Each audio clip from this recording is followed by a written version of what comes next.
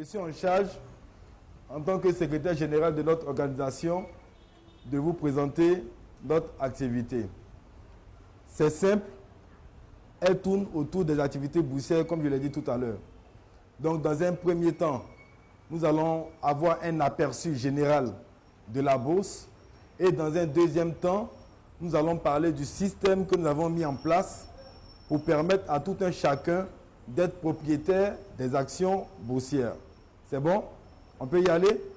Alors, pour avoir un bref aperçu des activités boursières, il faut simplement comprendre que lorsqu'on entend le mot bourse, celui-ci fait allusion à un marché. Une bourse est égale à un marché. Voici pourquoi il y a la bourse en rapport avec le café cacao. Donc c'est quoi? C'est le marché du café et du cacao. Il y a la bourse en rapport avec les matières premières. C'est donc le marché où s'échangent les matières premières. Il y a la bourse en rapport avec les valeurs monétaires, l'argent. C'est donc le marché où s'échangent comme on appelle là, les différentes valeurs monétaires. Ce dont il s'agit ici, c'est ce qu'on appelle la bourse régionale des valeurs mobilières. C'est donc un marché où s'échangent les produits financiers. Parce que lorsqu'on entend valeurs mobilières, cela fait allusion aux produits financiers. Et les plus connus de ces produits financiers, ce sont les actions et les obligations. Donc, nous allons parler ici du marché ou de la bourse qui est en rapport avec les actions et les obligations. Mais nous allons mettre plus l'accent sur les actions. Mais avant cela, on va définir le terme obligation. Une obligation, c'est tout simplement une dette que vient contracter une institution publique ou privée auprès des particuliers. Le mot le plus connu, ou bien la phrase la plus connue que vous connaissez, c'est ce qu'on appelle les emprunts obligataires. Dans les emprunts obligataires, vous voyez le terme emprunt en rapport avec les obligations. Donc, c'est une dette que vient contracter l'État ou les particuliers auprès d'autres personnes ou auprès d'autres entités privées ou publiques. Ce qui nous intéresse, c'est plutôt les actions. Qu'est-ce qu'on entend par action? Une action, c'est un titre. On va essayer de définir un peu classique, dans un sens classique, et puis revenir à un terme un peu plus simple. Donc, une action ou les actions, ce sont des titres qui confèrent la propriété qu'on a sur une entreprise. En d'autres termes, c'est un papier qui prouve qu'on est propriétaire d'une entreprise, n'est-ce pas? Ok. Donc, c'est simplement le moyen par lequel un individu ou un groupe d'individus, une entité privée ou une entité publique peut se dire propriétaire d'une entreprise. En des termes plus simples, lorsque on crée une entreprise qui est représentée par un gâteau, on dit quoi? Que chacun de nous envoie ses parts. C'est ça, non? Et ça, c'est le cas dans ce qu'on appelle les sociétés d'action, d'où les plus connus sont les SRL, les sociétés anonymes. Maintenant, aujourd'hui, il y a plein d'autres types qui se sont ajoutés. Donc, dans les sociétés par action, on a chacun qui vient envoyer une part du gâteau. Donc, si le gâteau est fractionné ou bien représente 100 parts, vous suivez? Chacune des parts équivaut à une action. C'est tout simple. C'est bon? Donc, voici ce qu'on entend par action. Plus tard, on va arriver sur les avantages ou bien les raisons pour lesquelles nous nous intéressons précisément aux actions. Mais avant d'arriver sur les avantages ou les raisons pour lesquelles nous parlons ou bien nous intéressons aux actions, on va maintenant parler du mécanisme du fonctionnement de la bourse. On a dit tout à l'heure que la bourse est un marché, n'est-ce pas? Mais un marché a ses règles. À plus forte raison, un marché qui concerne les transactions des actions, donc des transactions qui mettent en jeu des entreprises. Ce qui signifie que c'est un secteur qui est très réglementé. Comment cela se passe-t-il? Au niveau de la sous-région ouest africaine, on a ce qu'on appelle la BRVM. La Bourse régionale des valeurs mobilières est une institution sous-régionale qui a été créée par l'UE l'UEMOA. L'UEMOA, c'est l'Union économique et monétaire ouest-africaine. C'est un regroupement de 8 pays. Alors, c'est dit que la BRVM, dont le siège est au plateau, vient être le marché où s'échangent les titres des sociétés présentes au sein des 8 pays constitutifs de l'UEMOA. C'est un marché de 103 millions d'habitants en 2013. La bourse régionale des valeurs mobilières représente aujourd'hui combien de sociétés, ou bien il y a combien de sociétés qui sont cotées à la bourse régionale des valeurs mobilières au plateau? Aujourd'hui, il y en a 39. OK? Alors, cette institution elle-même vient être placée sous l'autorité du Conseil régional de l'épargne publique. C'est cette entité qui contrôle toutes les transactions qui se passent au niveau de la BRVM.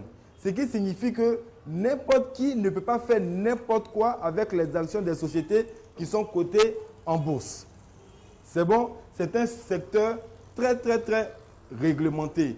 Et il faut aussi préciser que si au niveau de l'Afrique de l'Ouest, précisément de la zone UEMOA, on a la bourse régionale des valeurs mobilières qui a comme organe de contrôle le Conseil régional de l'épargne publique.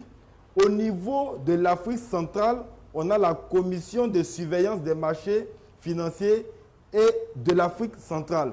C'est simplement pour dire que si au niveau de l'Afrique de l'Ouest, de la zone UEMOA, on a notre bourse, chaque pays a sa bourse, qu'elle fasse partie d'une zone économique et monétaire ou non. On prend par exemple le cas du Ghana. Le Ghana ne fait pas partie de l'UEMOA, n'est-ce pas? Mais le Ghana a sa propre bourse régionale, a sa propre bourse des valeurs mobilières. Au Nigeria, également, on l'appelle la Nigerian Stock Exchange. C'est bon? Donc, toute entité, tout pays où il y a une activité économique a sa propre bourse. Mais aussi, n'importe qui ne peut pas aller n'importe comment pour faire des achats sur le marché boursier. Pour pouvoir faire des transactions sur le marché boursier, il faut passer par des opérateurs assermentés. Et aujourd'hui, au niveau de la BRVM, on a ce qu'on appelle les SGI. Les SGI, ce sont les sociétés de gestion et d'intermédiation. C'est avec ces sociétés seules qu'un individu qui s'intéresse au domaine des actions ou qui veut être propriétaire d'actions peut se rendre et acheter ou transiger sur n'importe quel type d'action.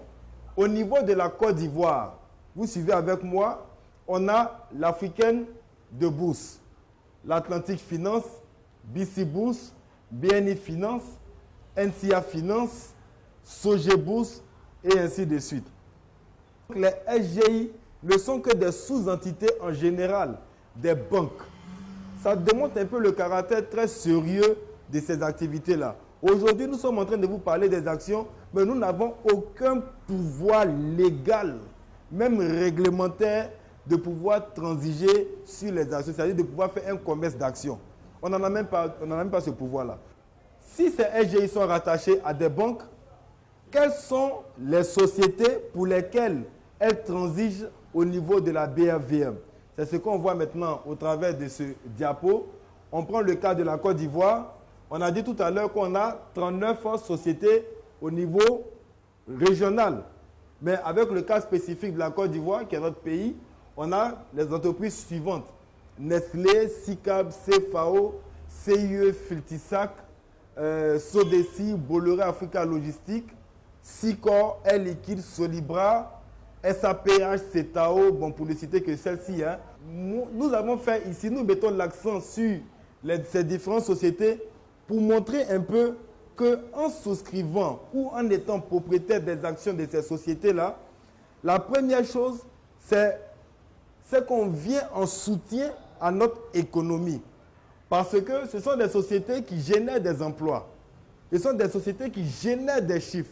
Et tout ceci est donc important. Donc, ce sont des investissements sûrs. Ce sont des investissements qu'on voit. Ce n'est pas de l'abstrait. Voici pourquoi on a mis en exergue ces différentes sociétés-là. Mais, quels sont les avantages à être propriétaire de ces actions? C'est ce qu'on va voir à travers ce slide en rapport avec le potentiel de revenus récurrents. On veut faire ressortir ici les avantages pécuniaires qu'il y a à être propriétaire de ces actions-là. Le premier que tout le monde connaît bien, c'est celui qui est lié aux dividendes. Donc, quand on parle des dividendes, il faut savoir qu'une entreprise, lorsqu'elle fonctionne, en fin d'année, elle réalise généralement un bénéfice. Et la part de ces bénéfices qu'elle partage ou qu'elle décide de partager avec ses différents actionnaires est appelée les dividendes. Elle peut décider de les partager avec les différents actionnaires comme elle peut décider de les réinjecter dans son circuit d'autofinancement. Ce qui signifie que parce qu'on est propriétaire des actions d'une entreprise, non seulement on garde la propriété de ces actions, et en fin d'année, lorsqu'elle fait son bilan, elle vous convoque à l'Assemblée générale, à laquelle vous allez prendre part. Vous avez le droit de pouvoir vous plaindre d'une mauvaise gestion de l'entreprise. Vous avez même le droit même de visiter même l'entreprise. Et à la suite de cela, les bénéfices qu'elle réalise, elle les partage avec vous. Est-ce que ça, ce n'est pas intéressant ça? Le deuxième avantage, c'est ce qui a rapport avec les plus-values. Qu'est-ce que c'est qu'une plus-value? Une action que vous avez achetée en novembre 2013, elle coûtait 7 300. Et en décembre 2014, elle coûte 29 800. Pour ceux qui sont forts en mathématiques, ça fait une différence de 22 500, soit, en termes de pourcentage, soit plus de 300%. Vous voyez, madame, une activité, vous ouvrez une boutique. Au moment où vous ouvrez la boutique, la valeur de votre boutique était à 7 300. Même pas, ou bien à peine un an et demi plus tard, la valeur de cette même boutique passe à 22 500. Dites-moi un peu, dans le commerce classique, quel type d'activité peut être aussi rentable que cela? Autre avantage dont nous pouvons parler qui ne figure pas ici, c'est que lorsqu'on est propriétaire des actions des sociétés, on peut les transmettre à notre descendance. Puisque c'est lié à un compte, de la même manière que lorsqu'on décède, le compte va à sa descendance. De cette même manière, les actions qu'on a sur notre compte sont également, comme on appelle, partagées à notre descendance. Libra, avant c'était 400, c'était combien là? 400 000, non? C'était 400 000. Maintenant, c'est passé à combien? Maintenant, c'est passé à 200 000. Or, par essence, lorsqu'on veut vraiment sentir les bienfaits liés à être propriétaire d'actions d'entreprise, il faut en avoir plusieurs. Quand on prend l'action de Solibra, quand le coût unitaire d'une action est à 200 000 francs CFA, n'est-ce pas?